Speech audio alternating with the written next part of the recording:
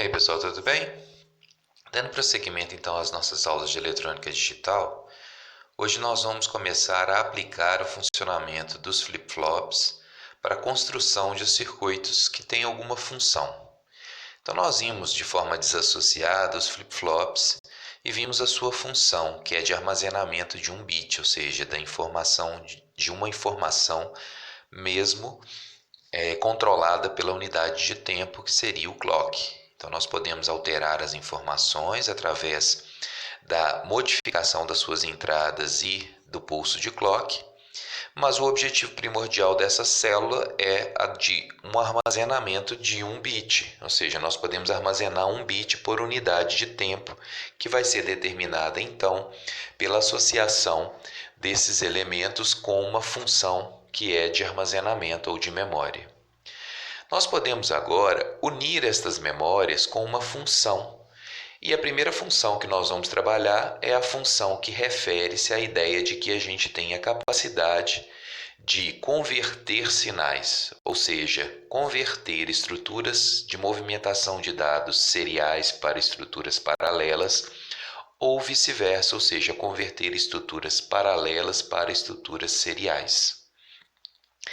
Esses circuitos, eles podem ser adaptados. Isso quer dizer que, dentre esses 4 circuitos que nós vamos ver, é possível que um circuito possa ser utilizado para mais de uma função, ou seja, ele também pode trabalhar associando função semelhante à de outro grupo de informação, como nós vamos observar no transcorrer desses estudos. Então, o primeiro circuito é o circuito que nós vamos estudar, que é o circuito de entrada paralela e saída paralela. Isso quer dizer, então, que nós vamos ter um circuito onde a entrada de dados vai ser feita ao mesmo tempo, ou seja, de forma paralela, eu vou receber várias informações ao mesmo tempo, e a saída também vai ser retirada ao mesmo tempo, ou seja, eu vou tirar várias informações ao mesmo tempo, de forma paralela. Isso tem uma função clara, por exemplo, para a construção de células de memória que nós utilizamos no nosso cotidiano, ou seja, memórias eletrônicas. Memórias que a gente utiliza nos SSDs, que a gente utiliza na memória RAM, que é a memória principal do computador, na cache e nos registradores. Então, ou seja, nós temos a capacidade de receber todas as informações ao mesmo tempo, ou seja, de forma paralela, e nós também podemos entregar essas informações para o barramento quando isso é necessário de forma paralela, ao mesmo tempo. Nós temos também os conversores ou as associações de entrada serial e saída serial. Isso quer dizer que nós vamos ter entrada de bit a bit e vamos fazer uma retirada também bit a bit ao longo do tempo. Isso pode ser utilizado, por exemplo, para conversão de velocidade de barramento. Então, você tem uma conversão de um barramento de uma velocidade maior para uma velocidade menor, onde você vai ter a associação e o armazenamento desses bits ao longo do tempo. Você também tem o conversor com entrada paralela e saída paralela. Saída serial, desculpa. Então, a entrada paralela você vai receber todos os bits ao mesmo tempo e depois você vai fazer uma entrega serial, ou seja, bit a bit, uma conversão de um barramento paralelo para um barramento serial. E, por último, você tem o contrário, ou seja, a possibilidade de ter uma entrada serial e fazer uma entrega paralela, ou seja, uma conversão que você vai estruturar de serial para paralelo, permitindo que a gente possa trabalhar os barramentos de comunicação. Por exemplo, você pode trabalhar um barramento serial ATA, que é um barramento serial, com a transformação dessas informações para um barramento paralelo interno, para que você possa entregar as informações para o processador. Aqui nós temos o exemplo de um conversor comercial de entrada paralela e saída paralela. Ele é implementado pelo CI74LS174. Então, como podemos observar, esse CI ele tem 6 flip-flops do tipo D. Nós vamos estudar esse flip-flop daqui a pouco, mas esse flip-flop tipo D ele tem apenas uma entrada, que é a entrada D, e uma entrada de controle, que é a entrada de clock. E ele tem também apenas uma saída, que é a saída representada ali por Q. E ele vai ter ali um clear, que é um elemento ou uma entrada de controle dessa estrutura que serve para que você tenha a capacidade de limpar as informações que estão contidas, ou seja, forçar com que a saída se torne zero. Esse CI implementa essa condição, permitindo que você construa um elemento que tem, nesse caso aqui, 6 entradas e 6 saídas, e você pode controlar através de elementos de controle que nós vamos verificar a entrada e a saída das informações ou a alteração dessas componentes de informação. Então esse CI ele é implementado aqui, ele tem 16 pinos. Então, 2 pinos são utilizados para alimentação. Então, você tem aí o pino 8 e o pino 16, que são alimentação. E os demais pinos são ou entrada, ou saída, ou elementos de controle. Então, você vai ter as entradas de D0 a D5, ou seja, 6 entradas. Você tem as saídas de Q0 a Q5, 6 saídas. Você tem a entrada de clock, que vai gerar o controle do armazenamento da informação. Então, o clock aqui 1 armazena informação, 0 mantém informações. Isso quer dizer que se você não quer alterar as informações contidas dentro do flip-flop, você mantém o clock em 0. Na hora que você altera o clock de 0 para 1, ele pega as informações contidas nas entradas e armazena no flip-flop, consequentemente entregando essas informações para suas funções de saída.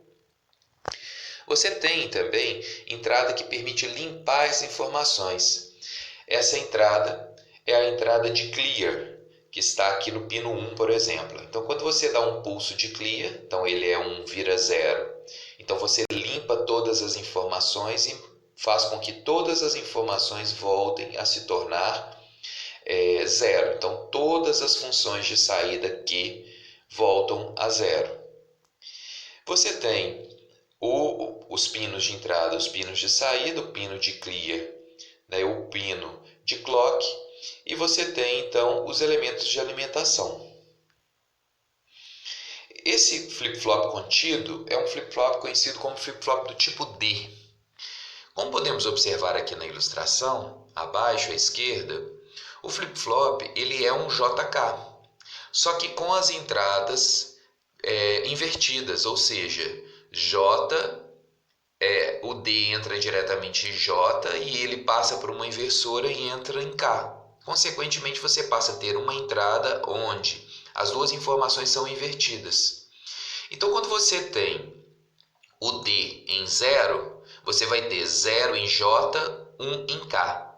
Isso força a saída Q a se tornar 0. E quando você tem D em 1, J vai ser 1, K vai ser 0, forçando a saída Q a se tornar 1. Consequentemente, a tabela verdade desse flip-flop ele fica resumida, ou seja, você aplica 0, depois de um pulso de clock a saída se torna 0. Você aplica 1, depois do pulso de clock a saída se torna 1. Ou seja, ele esboça na saída exatamente o valor que ele tem na entrada depois de um pulso de clock. Por isso ele é utilizado nesse conversor, ou seja, você transfere para uma função de armazenamento que você tem na entrada depois do pulso de controle, que é o pulso de clock. Então esse sistema pode ser utilizado, por exemplo, para armazenamento de um byte. Então você pode fazer uma associação de mais de um CI e armazenar 8 bits ao mesmo tempo, fazendo um acesso instantâneo a essas informações quando você precisar. Então você armazena essas informações paralelas através de um barramento de entrada e também faz acesso a essas informações de forma paralela através de um barramento de saída, permitindo então que você possa armazenar esse volume de informação em células de memória. E aí você pode, através desse circuito, construir estrutura de memória para armazenamento de alguma função. Ele também pode ser utilizado como um registrador de deslocamento. Um registrador de deslocamento é aquele que registra um bit e a cada pulso de clock desloca a informação para uma nova entrada de dados, fazendo, por exemplo, um processo de conversão de serial para paralelo ou de serial para serial mesmo, diminuindo então ou associando neste momento um uma mudança dessa estrutura de velocidade de comunicação, ou um equipamento de repetição de sinal.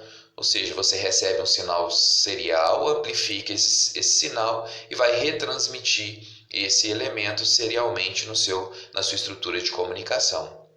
Então, nesse caso, a gente pode observar que a saída vai realimentar o próximo estágio. Então, se a gente olhar da esquerda para a direita, então a primeira saída Q, ela realimenta a segunda entrada D, e assim sucessivamente, permitindo que, à medida que a gente recebe uma informação e que a gente trabalha o pulso de clock, nós vamos então movimentando essa informação ao longo do sinal ou ao longo dos elementos de armazenamento, permitindo que eu possa ir deslocando o sinal e armazenando esses bits neste processo.